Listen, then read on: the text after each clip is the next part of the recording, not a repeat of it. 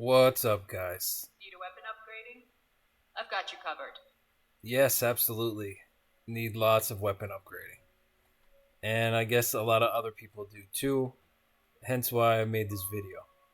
And this video is about how to easily upgrade your weapons and suits for on foot stuff up to pre engineered and higher grade items. So, in case you don't already know, when you want to buy suits and weapons, you can go to any settlement or any station, disembark, and come to one of these shops. They all kind of have this exact same format. You go up to this person here. I've got the They're going best to stock be a in the different system. person in every place, and you can look to see what they have. Now, there is a bit of randomness. There'll be a different number of suits at each place, a different number of weapons, different types of weapons, and you Take your just click time. on that and go into it. Now, at each of these stores, there is a chance that there will be a rare spawn of that particular type of thing. So there could be a rare spawn suit or a rare spawn weapon or even multiple rare spawns of each type. Take your time. These rare spawns will vary in terms of what grade they are and what possible engineering mods will be on them. If you look here, you'll see these suits all have a 1. That indicates they are grade 1. This one, a bit of a rare find, is a grade 3. So it's a grade 3 suit. You'll notice that the grade 3 suit has 2 empty slots.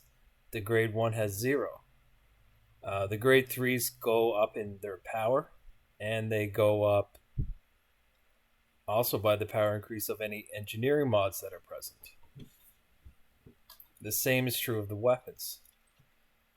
Now, what should also be noted, though, is that the engineering mods, if they are present, are more valuable than the grade increase of this of whatever it is. So, in other words, if you have a grade 2 suit with 1 engineering mod, depending on what that engineering mod actually is, it will likely be more valuable, a more rare find than if you found a grade 3 version of the same thing with no engineering mods on it. And this is because the materials required to make engineering mods are harder to come by. In some cases, very elusive.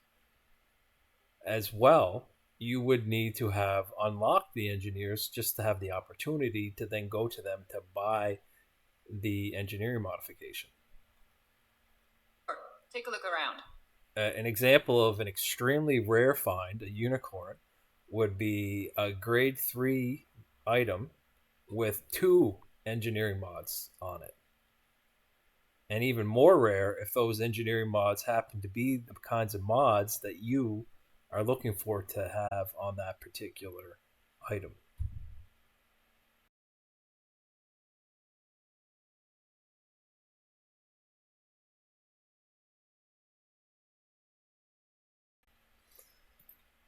Another thing that you should know about engineering mods in these items Sure you've got every.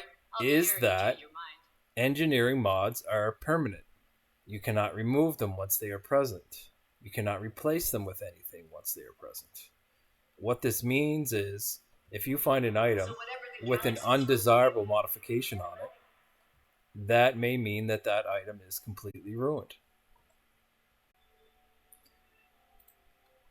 Now, it's not ruined in the sense that it's completely useless. You can still use it, and it may be better than something else that you have of the same type, but it is just never going to be the optimal version of that thing that you would ultimately want. And in that sense, it is ruined.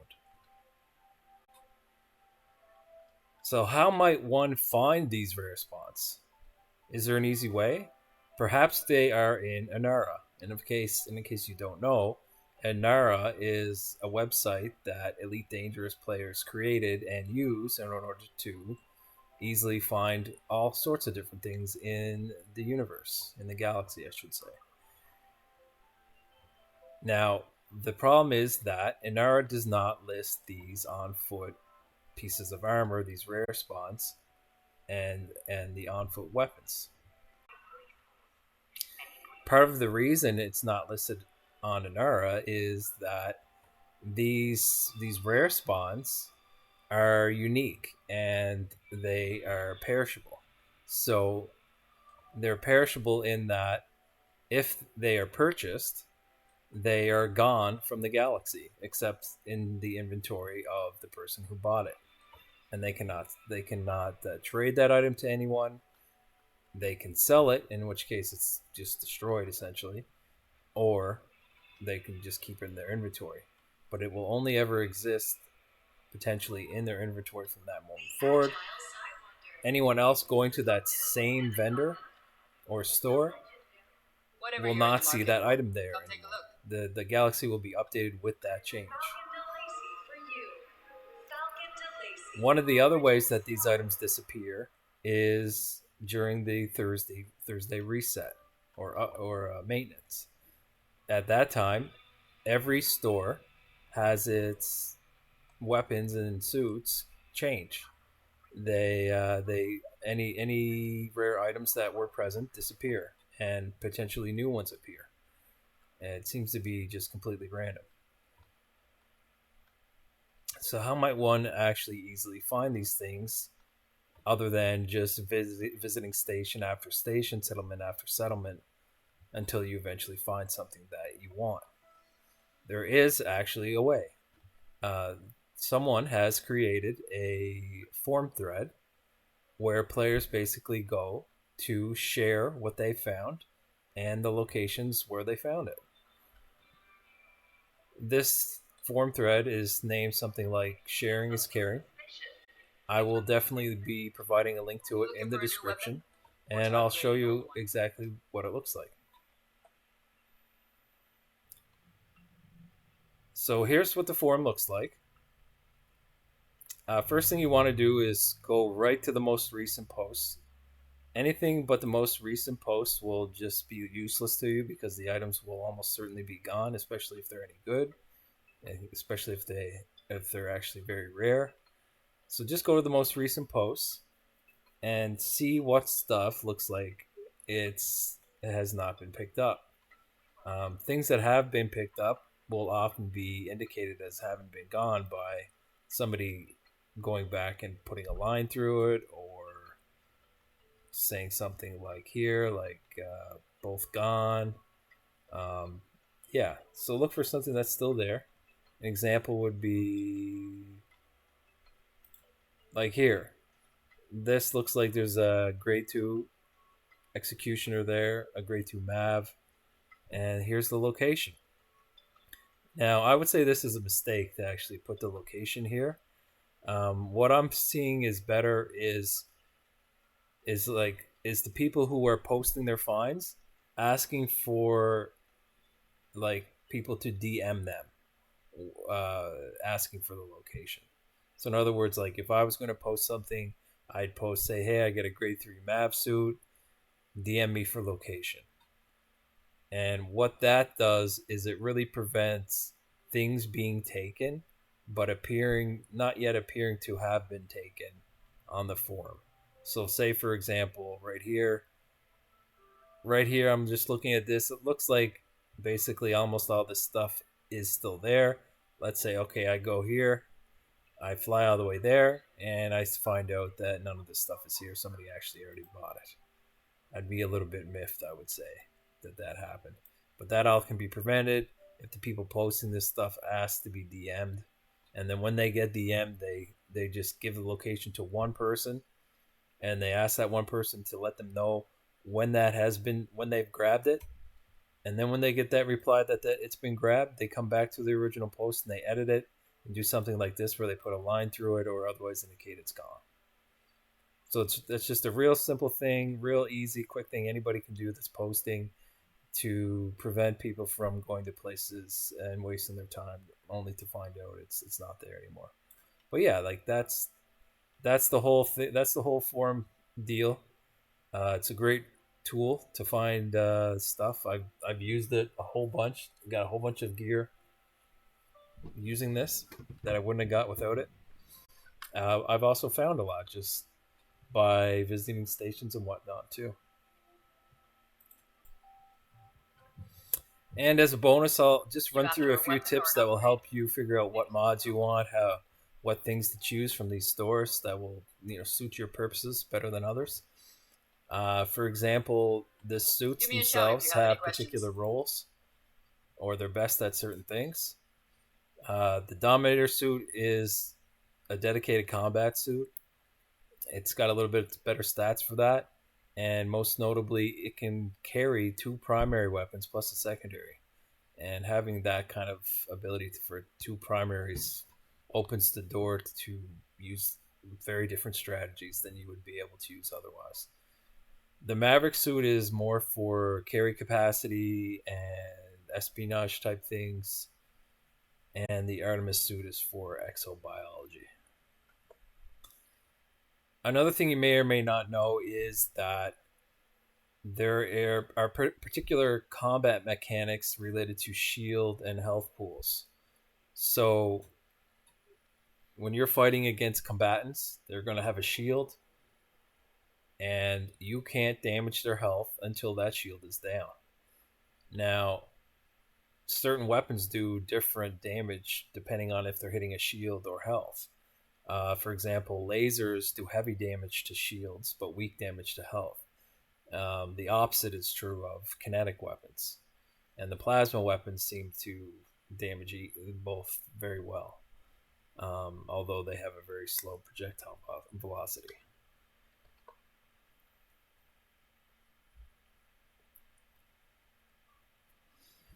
So what this means is effectively people, when they're trying to be as efficient as possible, is they'll have one weapon that's very good at damaging shield and another weapon to switch to that's great at damaging health pools. So a specific example of this would be using a laser rifle and a kinetic assault rifle, which is my personal favorite, and I've found it to be the most effective. So if you just imagine how things sort of play out, you have your laser rifle, you shoot someone till their shields are down, you switch to your kinetic, and then you finish them off with that. And then what do? Well, you probably have more targets, so you want to switch back to your laser rifle and do the same thing, start the same cycle over again.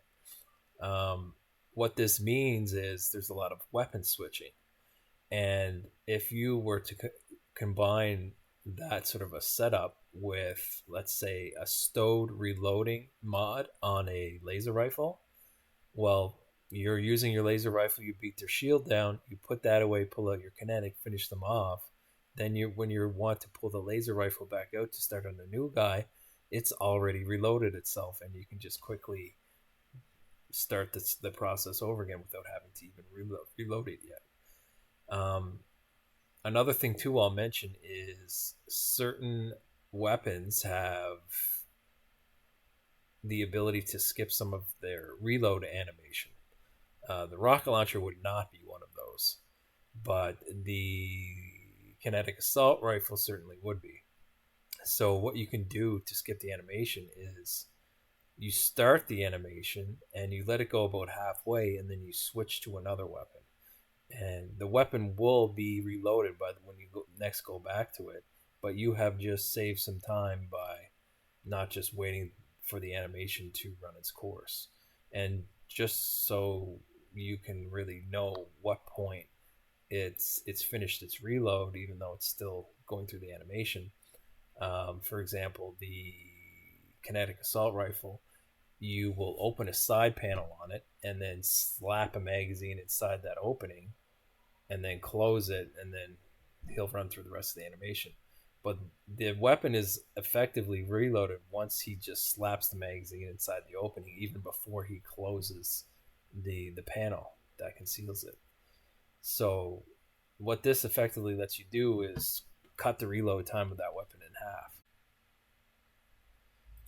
Another tip and a lot of people don't know this, is that shields provide you with a kind of limited invulnerability. And what I mean by that is if someone's shields are up, they could get hit by a nuclear bomb and survive the blast, in the sense, even if they only had like a sliver of their shield health left, because the shield will save you from any hit until it's gone, until that last hit that breaks the shield. Okay, so an example of this playing out would be, let's say your target has like even just 1% of his shield remaining, even such a small amount that like just the smallest little laser pistol's blast would drop it. Okay, but still has that shield left. And then let's say the next hit that he takes is some huge damage, like a rocket launcher. Okay, or maybe the executioner plasma sniper rifle. um, all that will happen to him is the shield will break, and he won't even have any health damage. There'll be no bleed through that damage. Like the shield, that 1% of the shield would be able to absorb the full damage of that shot. So that should help people kind of understand like how what weapons to use and when, once you understand that mechanic. There is one sort of limited exception to that, which is the shotgun. Except the shotgun kind of cheats to get around that a little bit. So, like, let's say you point blank someone with the shotgun, you can blow their shield off and also damage their health with that single trigger pull. However, the cheat is that that single trigger pull is really about 20 shots, somewhere between 15 and 20 shots probably, with one trigger pull. So in other words, a bunch of the pellets hit the shield and break the shield and are consumed in the process. Every other pellet that was not consumed keeps going and hits the body and then does damage to the health. You'll see this kind of play out when like you go up to a guy and his shield's very low, and you'll hit him and you'll one shot him. He'll just drop dead, even though his shield was still up. Another way you see this play out is if he has full shield and you go up and point blank him, and you take his shield out, don't kill him, but he's like at half health afterwards or something. His health is definitely taken down by that shot. So the shotgun's the only thing that can really get around that limitation.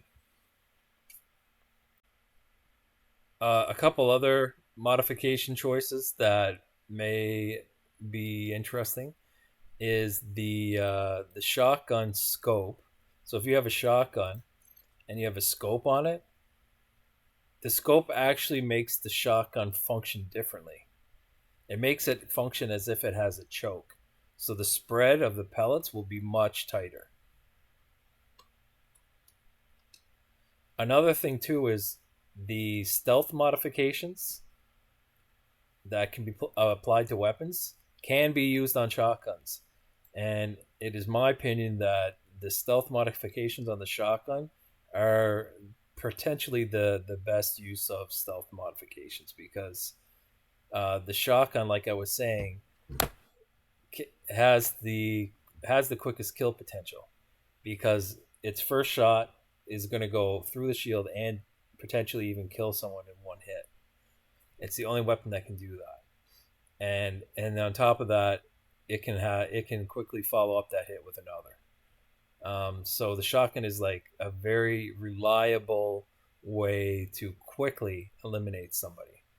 Now, there's other weapons that can quickly eliminate, but they're a bit more difficult to actually do it. And for example, like the sniper rifle. The problem with the sniper rifle is if you're doing it from a distance, especially, it's very easy to miss.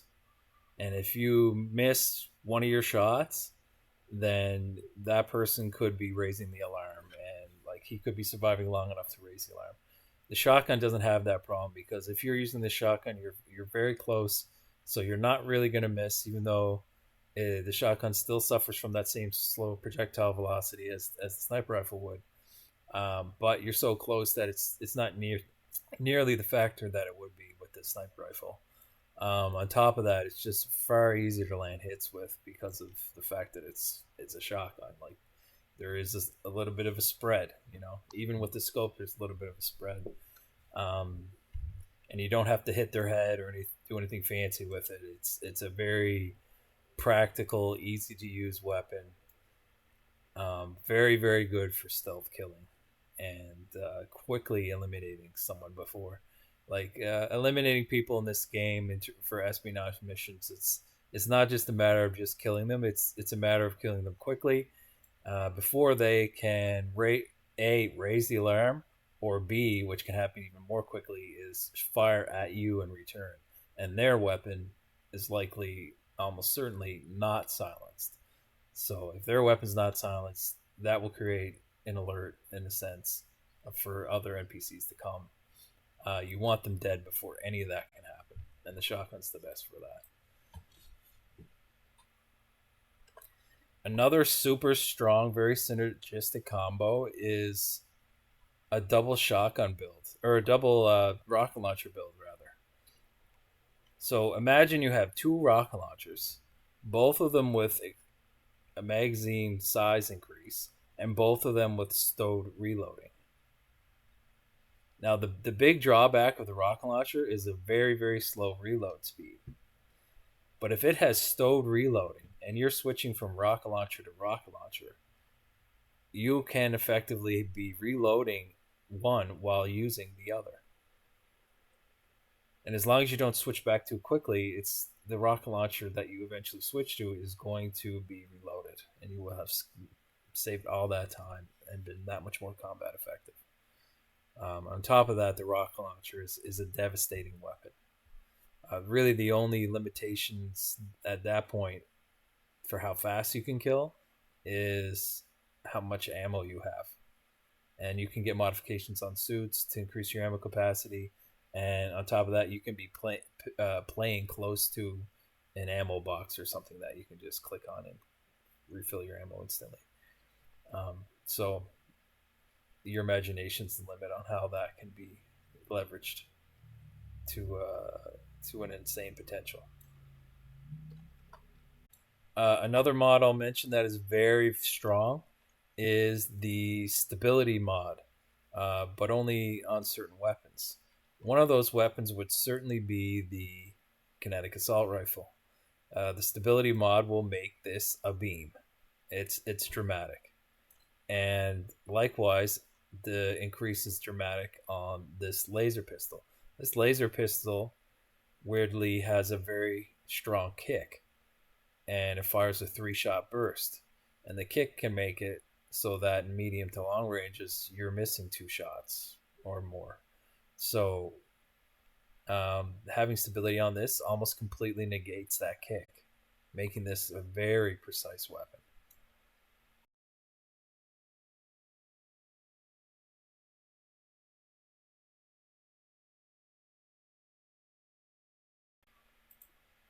Another thing I'll mention is don't get fooled by the effect that this weapon, the Executioner, and its little cousin, the Tormentor, are the meta weapons. These weapons on paper are indeed extremely strong. They do a ton of damage, and they do damage to both shields and health pool very nicely. And that makes it strong. However, these weapons suffer from a very slow projectile speed, and what that means is you're going to be missing a lot of shots in practice, especially if the target is moving whatsoever. So if you're talking about dealing with a target that knows you're there, is fighting you, you're going to be missing shots. It makes these landing hits with these weapons not reliable. That can be mitigated through different ways, but essentially that is a big drawback of these weapons. And overall, over time, if you look at the statistics of like how well you're killing, you're going to be killing much better with, like, let's say a laser rifle and a kinetic assault rifle, or any sort of member of those families. It's just because you're going to be more reliably landing hits. That said, there's no reason not to use these supposedly meta weapons if you just like them. If you like them, fill your boots. And that's kind of like what it's all about, is whatever's fun for you, use it. There's no reason not to. No one's going to make fun of you for doing that. Um, it's all about fun.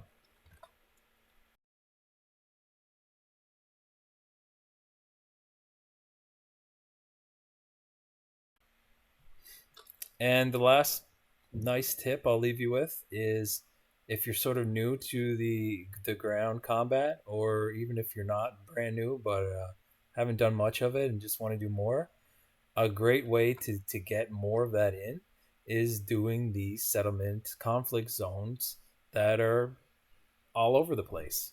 You can search the galaxy map looking for them and just go to the nearest one and land there and have some fun. These are very good ways to get into ground combat. They're very low risk. It's not like even if you die in these places, it's not like when you die in other places. You don't restart on your ship or at a space station. You actually respawn right there at the conflict zone in a very cool way. You appear inside one of the drop ships that you see regularly dropping off troops from both sides of the war. And you're just in there with the soldiers that are being dropped off that are on your team with you. It's super cool. So there's that. It's super fun too. It's a very sort of like a fun activity. There's a ton of trigger time, copious amounts of trigger time. You're getting all kinds of kills. You're actually making decent early game money too. Like, you will walk away with, like, you know over 1 million easily, and potentially more. Um, and on top of all that, you're going to be very quickly learning what works, what doesn't work, and what your preferences are for what weapons you're using and how you want to play the ground combat, etc. It's just a great activity to be engaged in. Anything else you need? Well, that's about it, guys. That I'll be about here covers if you it. change your mind. I hope some of that was helpful, and enjoy.